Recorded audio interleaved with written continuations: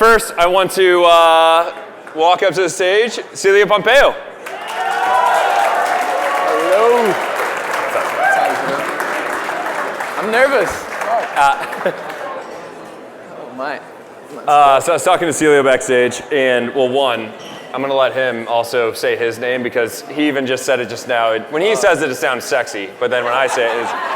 Yeah, I say Célio, but like a lot of people here call me Célio, so I don't care. Just call me as good as you can and I'm fine. Célio. Yeah. Well, appreciate that. And I think the first question we want to start off with, and now, as you can tell from the accent, that Célio is from Brazil, and yes. kind of want to just let you touch on where you're from, what your upbringing was like, and how you got into soccer in Brazil. Yeah, so I'm from Brazil, a city called Fortaleza in the northeast of Brazil. Like it's like a beach town, very different than here. So it's very different, but like I grew up in a beach, more like laid down, more relaxed. But every time with a ball, all my gifts was a ball because I didn't came from a rich family. So all I had was a ball on my feet and having fun, growing up there. So basically was that. Yeah, so anybody that doesn't know this as well, Célio obviously being on City, but to get to America, ended up going to VCU in Richmond. And what was that connection? How did you make that connection from Brazil to the US? So I was playing a tournament in Brazil, in Rio de Janeiro, and I play in a team there, in an academy. And in Brazil, when you're 18 and you're not in professional, I was 16 actually, but like in Brazil, you cannot like study and play soccer. You gotta make a decision. It's very rare for a player to study and play soccer at the same time there. So you gotta make a decision. And I was 16, playing in academy there, and I didn't feel like, I don't know if I'm gonna make here. The road was getting very smaller, It starts like this when you're young, but then it goes there until you make the professional. So I received an offer to come to United States with a full scholarship, everything paid, home, and my family said, yeah, it's perfect for you, because I was getting an age that I didn't want to study anymore. I just wanted to play soccer.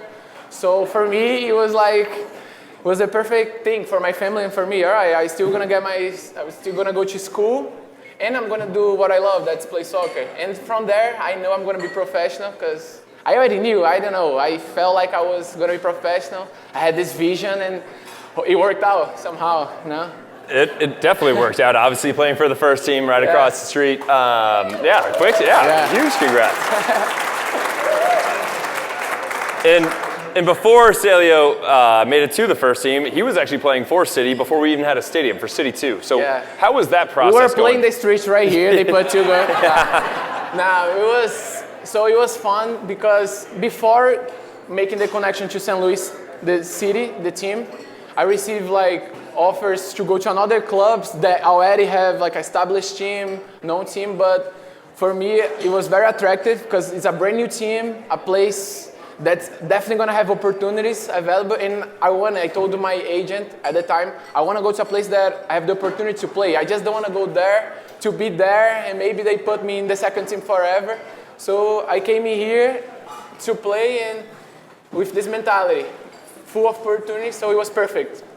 He got the opportunity, came to St. Louis. Don't know how he chose St. Louis out of everywhere in America, but he did give me a quick taste of what his St. Louis accent would be like when we were in the back. Oh, here we go. They teach me, it's a little country, that's my voice. My girlfriend hates when I make this voice. That's my country accent, but she hates. He's like, but I'm working on it. Now I'm from St. Louis, so I gotta be more, more country. I almost came with my cowboy hat, but my girlfriend didn't allow it. So Célio, now being in St. Louis, went from the second team to the first team. What was that transition like? And what were the things that you were focusing on? I know obviously you knew being at VCU you wanted to be a pro already, but what was that transition like to the first team? So it was kind of in the beginning it was hard because it's a different style that I'm used to. I'm used to a style that I have the ball, I play with the ball, and here when I came it's a different system. We play without the ball, we pressing more, we running more. So it was very different in the beginning, but then I was like, if I want to make it, I got to adapt, and that's what I came. I want to, my whole life, I always adapt to situations. So here was one more challenge for me to adapt and get used it. And that's how I came here. When I came to America, I didn't know any English. Now I can talk to you guys, I'm here. So just adapt, you know? Yeah. I think that was one of the most impressive things I saw back there is the way that he was able to speak. To me, I can barely even speak English on my own as is, but I mean, being able to have... If you guys don't understand, I'll repeat, all right? That's how it works. I repeat. Yeah, so you talked about transitions, I think, obviously coming from Brazil to VCU to City. You guys have had your own internal transition with City as well. How has it been kind of under a different coaching mindset? Obviously, you were with Hack, then Carnell, back to Hack as well. How has that been locker room-wise, playing style for you as well? What has kind of changed? So Bradley was there since with this City too. Yep. So it was basically Hack and Bradley together, giving practice, giving us instructions. So it was very good for us because we knew before how Bradley, the coach from the first team, wanted us to play. So it was very good because he was giving us advice. But again, it was very hard for me. We had a lot of arguments because their style is very different, and how can I put my game to be successful in this style? That's a very different style. But then in the end of the day, work out, we have a lot of talks. I learned a lot with him, with both of them. So it was very good. A lot of like learning. It was tough process, but in the end of the day, it worked out, and I'm happy. Yeah. And obviously, you are a quick learner. I think of the not English, soccer, whatever it be. Yeah. This season, you took off with a bang. You had 3 goals, 3 assists, and just 13 full 90s played. What was the difference that kind of got you the hot spark this season? I think this year they put me in the field. They play me more, and you give him more minutes, he will produce. Yeah, exactly. Like that's what I always complain about. It was I want to play. I'm healthy. I want to play because I'm healthy. Now I'm injured. I cannot play. I say, see, you guys should play me last year. Yeah. but joking. But it was very good this year because I was more confident. I was playing more. I came with a different mentality. Now I felt like they trust me to play. But it was like I was flying. I felt like I was flying. Then like they cut my wings, and then I was like, because I got injured. But then. Yeah, that was it. That's what I was going to bring us into. So Célio had a dislocated ankle and a fractured fibula against FC Dallas earlier this season. So season-ending injury.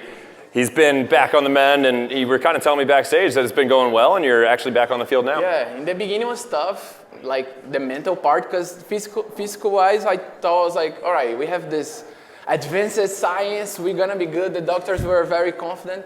So I was very fine with that. It was just my mental that I have to work on, and I have like a great family to support me, a great girlfriend that support me a lot in this journey. But it was, now that's like things that I do in my life, go again and work hard. But it was very hard because you try to do all the controllables, you try to control everything you can, work out, sleep early, take care of your body. And then something that happens that you cannot control. A guy fell in my leg and I broke my leg. Like, how can I control the guy fell in my legs? I can't. So what I can do is now work again, and finally I'm back now on the field. And in January I like make the transition back to practice with the team. So I'm very excited. Yeah, more specifically too, I'm extremely thankful that he's here tonight.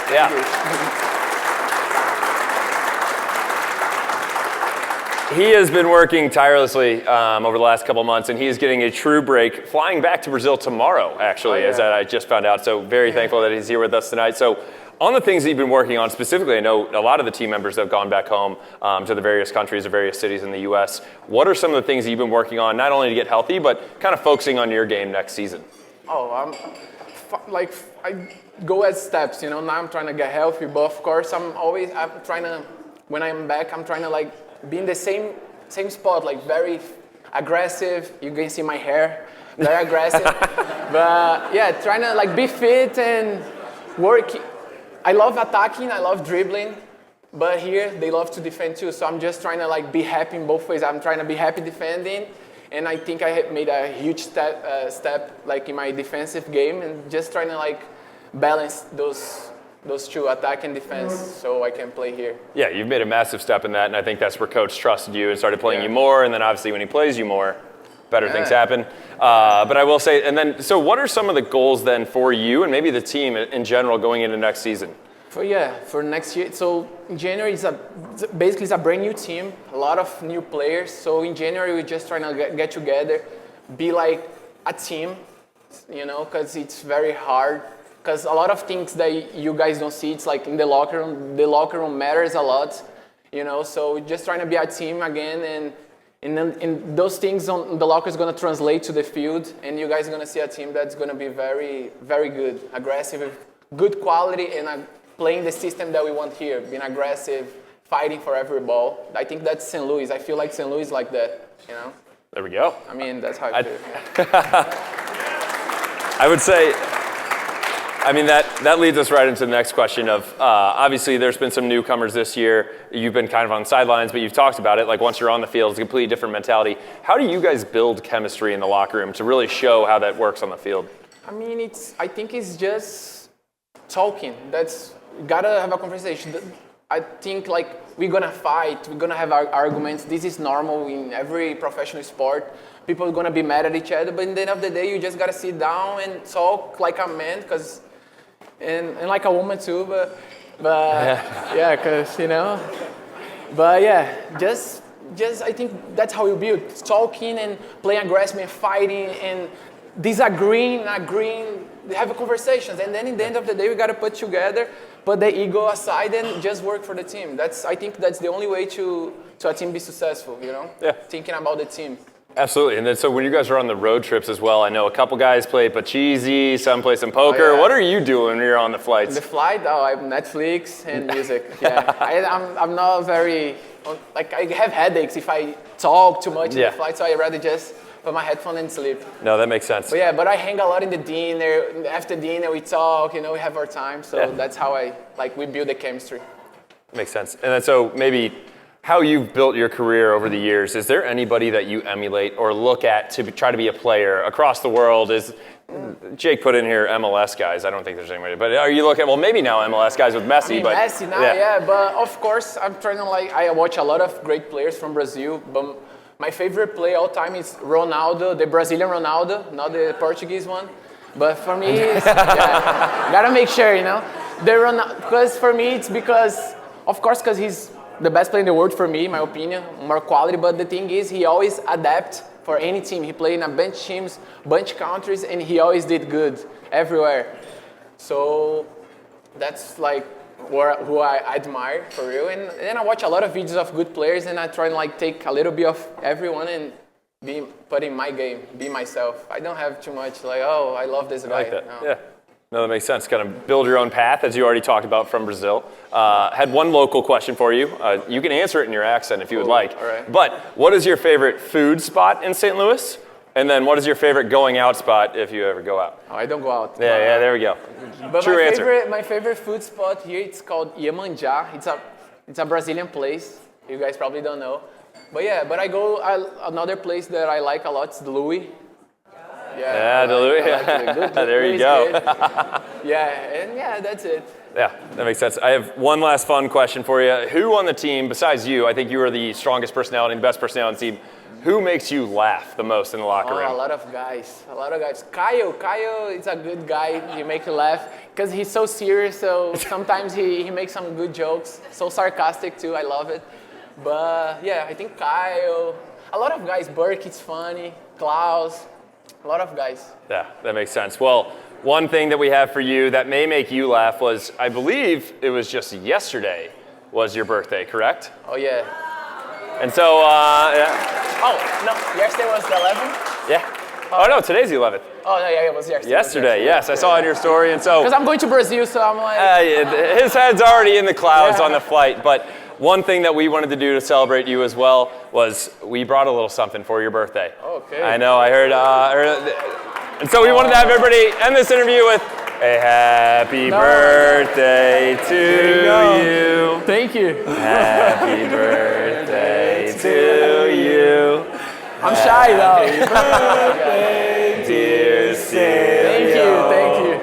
Happy birthday to you. I'm red. Thank you so much. Absolutely. Blow them out. Blow them out. Blow the candles out. Little wish. I make a wish. Yes. Woo. There we go. Thank you, guys. There we go. That's gooey butter cake. I heard the team had some infatuation with gooey butter cake, so there you go. Fine. I'm gonna eat. Yeah. Well, thank you everybody. This is Célio Pompeu. Thank you guys.